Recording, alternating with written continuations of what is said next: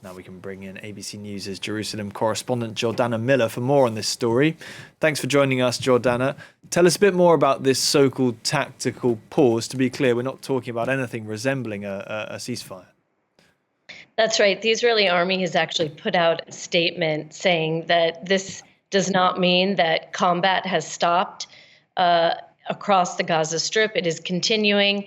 And even the army specified it's continuing in Rafah, which is, of course, near the Kerem Shalom crossing, just to the west of that crossing. This is going to be a tactical pause, likely for several days, from the Kerem Shalom crossing up through the Salahdin road that traverses the Gaza Strip from north to south, and it will go up to the European hospital. And it's meant to allow what are hundreds of trucks that have not been delivered by the UN, give them a chance to do it without facing any dangers of combat.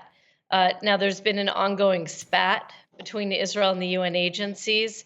The UN saying that Israel has simply held up too many trucks, turned back trucks, and has made it incredibly difficult for trucks to get in through the Kerem Shalom crossing. And Israel saying that the UN has an array of logistic problems that prevent them from distributing this aid. But it has to be said that Israel took the Rafah crossing in early May.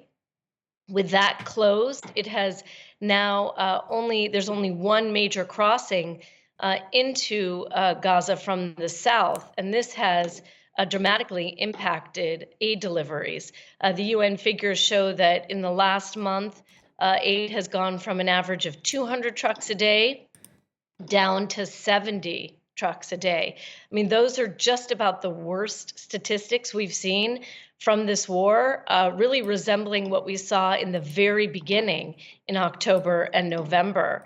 And this, we haven't even spoken about what's happening in northern Gaza, where the UN is warning that hunger is spreading and starvation and famine are hitting certain pockets of northern Gaza.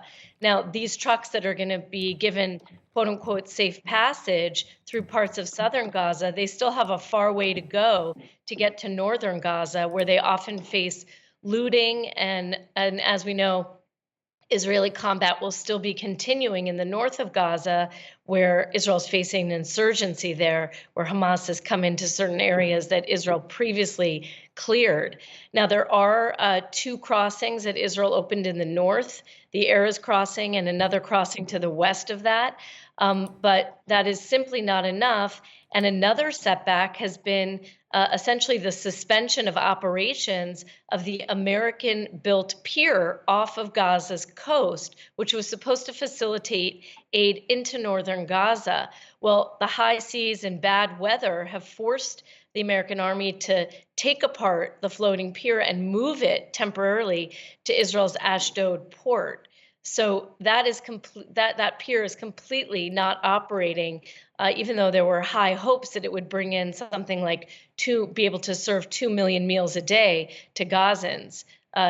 This is the third suspension, and I think it does raise questions about whether the Americans will even be able to move it back for the rest of the summer. We're going to have to wait and see. And let's just touch on that news from Saturday then. The Israeli Defense Forces saying that 8 of its soldiers were killed in an explosion in southern Gaza. What happened there, and what's been the impact of this? Well, the Israeli army is still investigating the incident, but it appears that a planted explosive tore through an armored vehicle carrying 8 soldiers early Saturday morning, just after 5 a.m. local time. That armored vehicle was carrying other explosives. This was an engineering crew, and they are typically used to help blow up tunnels and lay the explosives. So it looks like there were secondary explosives there that proved devastating for this incident and very deadly. So the army is still investigating this. It is one of the deadliest incidents since the war began. There have been a couple other incidents where 8 or 10 soldiers have been killed in one shot.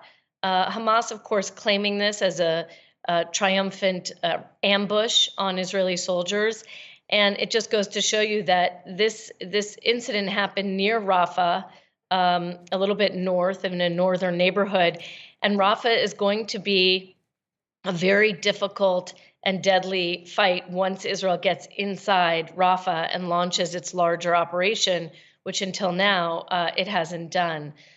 This incident will probably also increase pressure on Netanyahu on the streets here in Israel. There were thousands, tens of thousands that came out. We're still waiting to hear the official numbers from the police, but it looks like the largest protest on Israel's streets since October 7th, calling for early elections, calling for Netanyahu to step down, and of course, calling for the Netanyahu government to do everything it can to cut a deal and reach a ceasefire with Hamas.